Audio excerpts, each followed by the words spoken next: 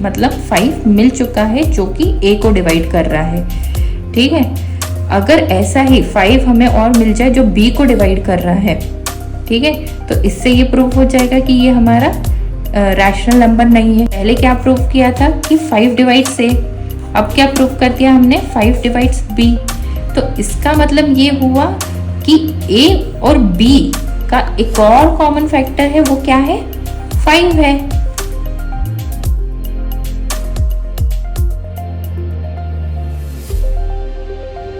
Hello everyone, welcome to easy math for you. आज हम देखेंगे question number 1 of exercise 1.2। What question number 1 says, prove that root 5 is irrational. तो आज हम देखेंगे कि रूट 5 इरेशनल है या नहीं, इसको कैसे प्रूव करें। तो सबसे पहले हम लोग प्रूव करेंगे इसको बाय कॉन्ट्रडिक्शन मेथड।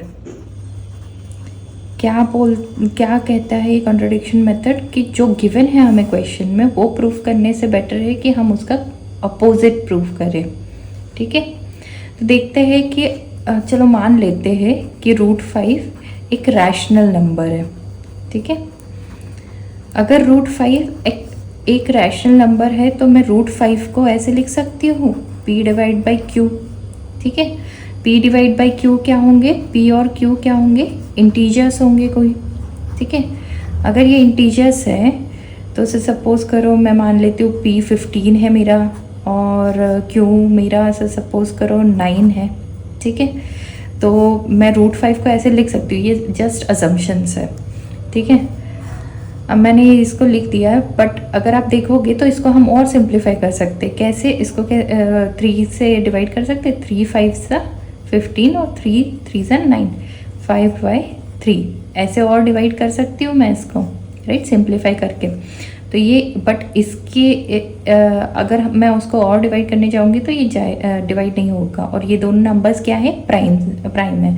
तो मैं रूट 5 को a डिवाइड बाई b लिख सकती हूँ, राइट, जहाँ पर a एंड b दोनों क्या हो, को प्राइम्स हो। ठीक है, ये मैंने एग्जाम्पल बताया है कि 5 और 3 जैसे हमें मिला है। तो मैं इसको ऐसे लिख रही हूँ कि root 5 is equal to a divide by b, p divide by q को सिंप्लीफाई करके ही हमने a डिवाइड बाई b निकाला है। a और b को प्राइम से, जब हम a और b को को प्राइम बोलते हैं इसका मतलब ये होता है कि a और b का common factor, highest common factor क्या होगा, 1। यहाँ पे भी आप देख सकते हो 5 और 3 है, ये एग्जाम्पल है, पर 5 और 3 का भी HCF क्या होगा, 1 होगा। और दोनों को प्राइम से तो ऑब्वियसली प्राइम्स तो होंगे ही, दोनों नंबर प्राइम नंबर्स हैं, और इसका और कोई फैक्टर नहीं होगा अदर देन 1, राइट। मतलब 5 और 3 दोनों किसी और नंबर से सम में डिविजिबल नहीं होंगे। 1 से 5 डिविजिबल होता है और 3 भी 1 से डिविजिबल होता है। ठीक है, अभी चलो ये हमने अज्यूम कर लिया है, ठीक है, कि ये रैशनल नंबर है तो हम इसको ऐसे लिख सकते हैं।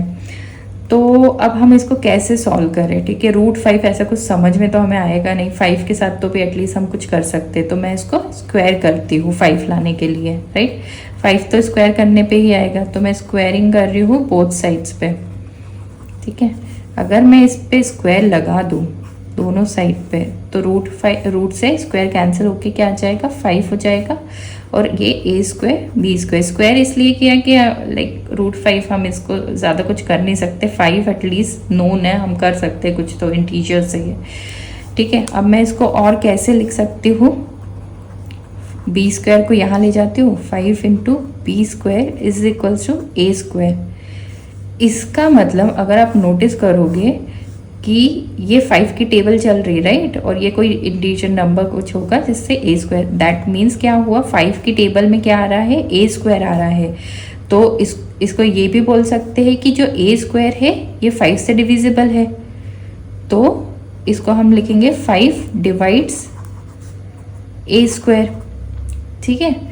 एक थ्योरम पढ़ी होगी जिसमें अगर 5 डिवाइड्स ए स्क्वायर है तो 5 डिवाइड्स ए भी होता है। तो इसको एग्जाम्पल के थ्रू समझ लेते हैं। से सपोज करो मेरा ए जो है वो 10 है, ठीक है, तो इसमें क्या बोला है, 5 डिवाइड्स ए स्क्वायर, ए स्क्वायर मेरा क्या हो जाएगा 10 इंटू 10, विच इज़ 100, ठीक है। अब इस 100 को 5 डिवाइड कर पाता है क्या? 5 2 ज़ा 10 एंड 0, यस कर पाता है। 5 डिवाइड्स ए स्क्वायर, तो हमने क्या बोला? 5 डिवाइड्स ए ऑल्सो, ठीक है। तो मैं देखती हूँ ए क्या था? 10, 10 5 से डिविजिबल है क्या? है, 2 टाइम्स आता है। तो हम इसको ए को हम कैसे लिख सकते हैं? 5 इंटू 2, ठीक है, 5 इंटू 2, बिकॉज ए क्या था हमारा? 10 था, तो 5 इंटू 2 इज इक्वल से 10 हो गया।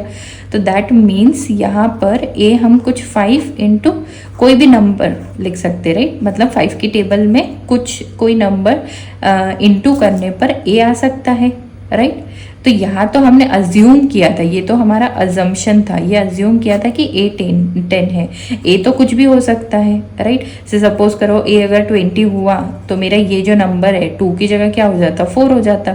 तो दैट मीन्स मैं ए को क्या लिख सकती हूँ? 5 इंटू कोई नंबर से सी, राइट। सो ए इक्वल्स 5C लिख देती हूँ। ये मैं क्यों कर रही हूँ वो मैं बताती हूँ, बट सबसे पहले ये ध्यान रख लो कि अभी तक हमने क्या प्रूव किया है? 5 डिवाइड्स ए, ठीक है, 5 डिवाइड्स ए, ये ध्यान रखो। ये हम क्यों कर रहे हैं कि सपोज करो हमें एक फैक्टर मिल गया है जो ए को डिवाइड कर रहा है, राइट। हमने √5 को कैसे लिखा था? ए डिवाइड बाई बी लिखा था। तो हमें एक फैक्टर मतलब 5 मिल चुका है जो कि ए को डिवाइड कर रहा है, ठीक है। अगर ऐसा ही 5 हमें और मिल जाए जो बी को डिवाइड कर रहा है, ठीक है, तो इससे ये प्रूफ हो जाएगा कि ये हमारा रैशनल नंबर नहीं है। क्यों? क्योंकि हमने बोला है कि ये दोनों नंबर्स तो को प्राइम है, और को प्राइम है तो इसका और दूसरा फैक्टर तो हो ही नहीं सकता। लेकिन अगर कहीं से ये पता चल जाए कि बी को भी 5 डिवाइड कर रहा है, राइट, तो ए के लिए भी 5 डिविजिबल होता है और बी के लिए भी 5 डिविजिबल होता है, तो 5 भी एक और कॉमन फैक्टर निकल जाएगा। तो ये तो हमारा कॉन्ट्रोडिक्टरी स्टेटमेंट हो जाएगा। इसलिए हम आगे चेक कर रहे हैं कि बी भी 5 से डिविजिबल है या नहीं। तो उसके लिए हम क्या देखेंगे? ये अभी हमने क्या निकाला अभी तक? a इक्वल टू 5c, ठीक है। अब हम इसको कहीं पुट करते हैं। हमारे पास ये इक्वेशन दी हुई थी, right, 5b square equal to a square. तो मैं इसको ऐसे लिख सकती हूँ 5b square equal to a की जगह मैं क्या लिख सकती हूँ? 5c, ठीक है। इसका स्क्वायर हो जाएगा। इसको सिंप्लीफाई कर लेते हैं, क्या होगा? 5b स्क्वायर और यहाँ पर क्या आएगा? 25c स्क्वायर, ठीक है। इसको और कैसे लिख सकते हो? 5 यहाँ पर जाके कैंसिल आउट होकर 5 हो जाएगा। b square equals to 5c square. इसका मतलब क्या हुआ? इसका मतलब ये हुआ कि मैं इसको ऐसे लिख दूँ, जैसे यहाँ पर हमने 5 into b square equals to a square लिखा था, तो वैसे मैं इसको ऐसे लिख सकती हूँ 5 into c square equals to b square. तो सेम चीज़ अप्लाई होगा। That means 5 divides b square. अगर ऐसा है 5 divides b square, then theorem के अकॉर्डिंग क्या होता है? 5 डिवाइड्स बी ऑल्सो, ठीक है। तो हमने ये चीज़ प्रूफ कर दी। पहले क्या प्रूफ किया था कि 5 डिवाइड्स ए, अब क्या प्रूफ कर दिया हमने? 5 डिवाइड्स बी। तो इसका मतलब ये हुआ कि ए और बी का एक और कॉमन फैक्टर है, वो क्या है? 5 है। पर हमें क्या पता है कि ए और बी तो क्या थे? को प्राइम थे। इनका एक कॉमन फैक्टर होना चाहिए था जो कि 1, बट हमने तो प्रूफ किया ना कि इसका एक और कॉमन फैक्टर है जो है 5। तो ये तो हमने जो अज्यूम किया था, हमने क्या अज्यूम किया था कि 5 इज अ रैशनल नंबर। तो ये तो कॉन्ट्रडिक्टरी स्टेटमेंट हो गया। इससे ये प्रूफ हो गया फिर कि √5 इज अ इरैशनल नंबर, ठीक है। तो ऐसे हमने प्रूफ कर दिया इसको। Thank you. अगर आप लोगों को कोई भी डाउट्स है वो आप कमेंट सेक्शन में ज़रूर लिखिएगा। Thank you.